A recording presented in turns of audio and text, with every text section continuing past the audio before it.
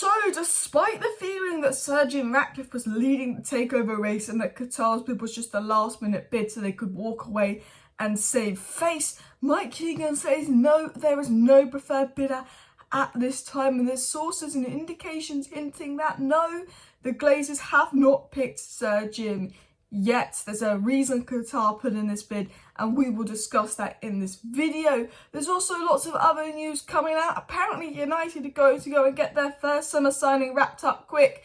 TikTok, TikTok, TikTok, because Liverpool have signed McAllister, Real Madrid have signed Bellingham. I mean, there's about 50 other deals that's happened all around the world, and quick for United, does that mean 6 weeks instead of 8 weeks? Because I don't know what quick for United means. But Højlund and Mason Mount are the two to keep an eye on. And reports that they've actually got a verbal agreement with Kim and Jay, but his release clause isn't active till July. But I wouldn't be shocked if we get into July and we haven't signed anyone. Because United don't sign anyone in June. Because United don't act like a competent club.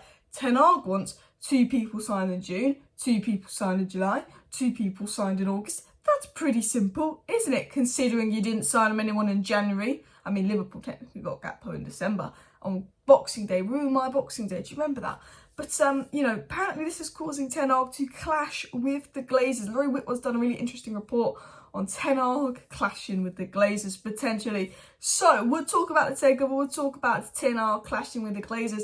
And then we're going to talk a little bit about Declan Rice, some other kind of news going about. United with Dumfries.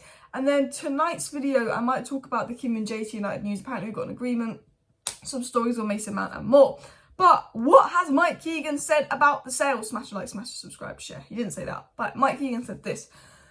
Our understanding is that there is no preferred bidder at this moment.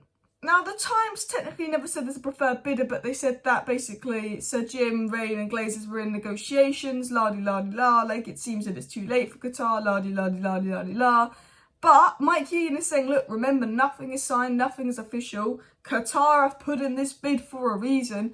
There's no preferred bidder at this time. So the preferred bidder's not been named. So potentially, I think we've got until Friday, really. And if we don't hear much by Saturday, I would assume they're just pursuing the Sir Jim deal. But there must be a reason a preferred bidder hasn't been named. Because according to the media, according to reports, according to all the sources, you know, they've preferred Sir Jim Ratcliffe's bid from day one. They've been working on Sir Jim Ratcliffe's bid from day one. When I say day one, I mean a month and a half ago when the actual deadline was, and Qatar put in 2 bids since. But if they've been doing that for a month and a half and actually like this bid so much more, why haven't they named Jim Ratcliffe as the preferred bidder? Why haven't they gone into an exclusive period with Sir Jim Ratcliffe? Is it because they were waiting for Qatar to do this, to do a bid and say, look, we're going to give you this bid, boom, and maybe the bid that Qatar is giving them is not enough. It's 5.2 billion, not 6 billion. I mean, it should be enough. 5.2 billion, considering that he's got to then pay 700 million debt on top of that and invest $1 billion in the infrastructure on top of that. 5.2 billion should be enough, considering the club is worth nowhere near 6 billion. But the Glazers are the greediest people in the world, and Sir Jim Ratcliffe is willing to pay ridiculous money for 50% of the club because he can't afford 100% of the club, and he pays silly money to keep the Glazers here. So despite the general feeling being that, you know, this was just a last minute bid from Qatar to save face, and that, you know, Sir Jim Ratcliffe is in the lead, he is in talks with he's in negotiations with Raine, he's in negotiations with the Glazers, like they're already talking about doing this deal, structuring this deal, etc. You know, Qatar are putting another bid in. Is it to walk away on their own terms? They consider they can walk away on their own terms, or Qatar must be feeling that this bid could be enough. Qatar is saying this is an enormous bid, it should be enough. It's very difficult to know what's going on, but the feeling is, look, Qatar's deal is easier to do. They are bidding, you know, over 5 billion straight up for 100% of the club. The Glazers get that all, boom. So Jim Ratcliffe's bid takes time. It comes in installments. It gets dragged on. He slowly buys them out. He has to borrow the money to do that. There's no guarantee that they actually get that, etc. Maybe they actually do prefer Qatar's bid, and maybe this game with Sir Jim Ratcliffe being the favourite that's only been released by the English media and the people with direct links to United, has this been fed to the media to get Sheikh Yassim to hurry up? Because Sky Kavanagh came out yesterday and said that Sheikh Yassim thinks this bidding process is a joke. He thinks he's being used. He's fed up. He cannot be bothered anymore. He wants to get on with the transfer window. He said to the Glazers, I'm leaving negotiations on my own term because your deadline doesn't work. And he said 5.2 billion plus 800 million in pledged investments, which the Glazers won't care about the pledged investment because it doesn't go to them. And he's going to walk away. So that is the situation with the takeover.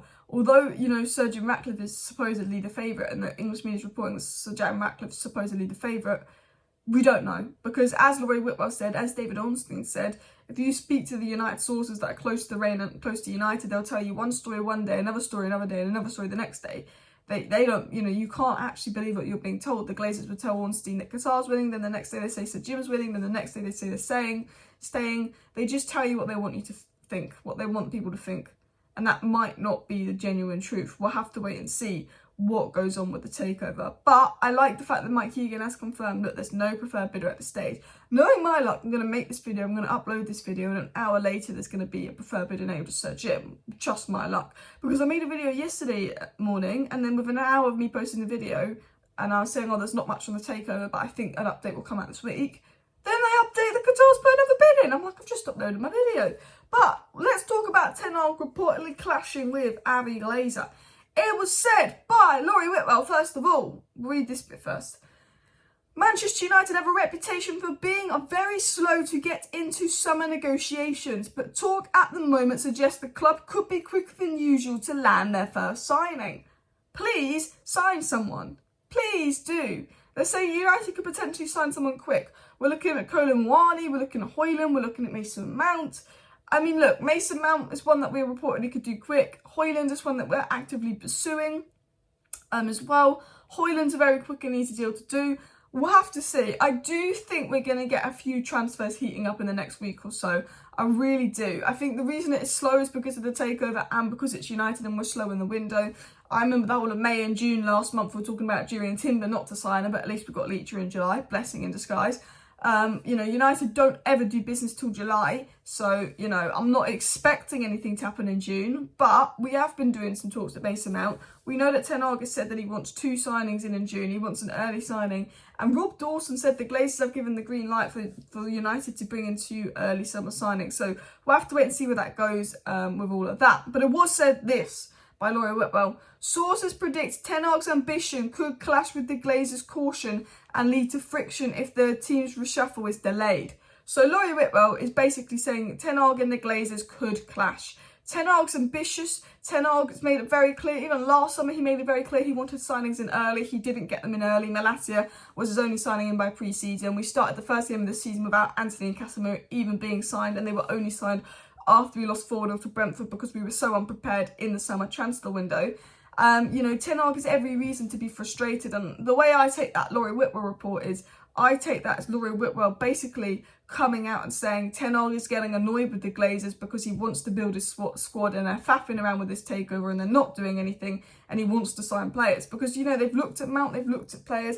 I take, and you know, this report from The Athletic that Ten Hag is absolutely fed up with this takeover. He's absolutely annoyed at the Glazers. He wants to get on with the transfer window. He wants to get on with his business. He wants to rebuild his squad. He's got top 4. He's won a trophy. He knows the only way he can push on is if he gets about 10 players out and 5 marquee signings in. He's seeing Liverpool improve, Chelsea improve, Newcastle, Arsenal, City will also improve. You know, if we don't improve, we won't finish in the top 4 next season. And it's brilliant progress that Ten Hag's made this year. We might not make next year because we don't have the squad to compete in the Premier League. It's the most competitive league in the world, and the Glazers have got to be on it. The board has got to be on it. And I think Ten Hag has every reason to be frustrated. It was also said by The Athletic, manager Erik Ten Hag is central to the energy around United's recruitment plans. He is described as being more bullish about targets and his status at the club after the Champions League qualification and the club's first trophy in 6 years. So they're saying Erik Ten Hag is starting to have a say in recruitment and who we bring in. Now, people will say this is a good thing. It's not a bad thing, but we need someone to come in with Ten Hag and have a say about recruitment and do a little bit more for Ten Hag, because Ten Hag, I've noticed that we've only really been linked to the basic names like Mason Mount, players that Ten Hag would have watched this season, not the Enzo Lafise, etc, etc. A lot of Premier League players. And I don't know if I trust Ten Hag's talent ID. I don't. I think Mason Mount's an alright player, but, you know, that's such a United signing. Neymar, such a, you know, I think that, although it's good that we're going through Ten Hag and making sure we get Ten Hag signings, because the most important thing is it's Ten Hag's squad, it's Ten Hag's squad that he's building. He's going to play with this team. We've got to get Ten Hag signings in. I do think that United need to improve recruitment in terms of we can't be relying on Ten Hag, Murta and Arnold to recruit people. We need to get proper recruitment in. Go to Brighton, go to Benfica, steal whoever works for them. Do you know what I mean? I mean, steal, like Liverpool just signed the new director of football. Go steal Michael Edwards or Paul Mitchell or the Napoli sporting director. You know, whoever the new owners are, Even if it's Sir Jim, and it was said that Sir Jim has plans to bring in Paul Mitchell, you've got to bring in recruitment. Because I tell you what, do I think Sir Jim will be a better owner than Qatar? No, he's not got the money, he's not going to rebuild the stadium, he hasn't got the capabilities to compete with City. But can Sir Jim still be a massive improvement on the Glazers? Yes, because he can run the club effectively. We generate so much money. If he goes over to Paul Mitchell, hires a capable sporting director, hires some people with some brains, runs the club properly, has that kind of Ajax set up and a well-structured club. Look how Brighton, they don't have loads of money, but they're a well-structured club. We can still be a top team.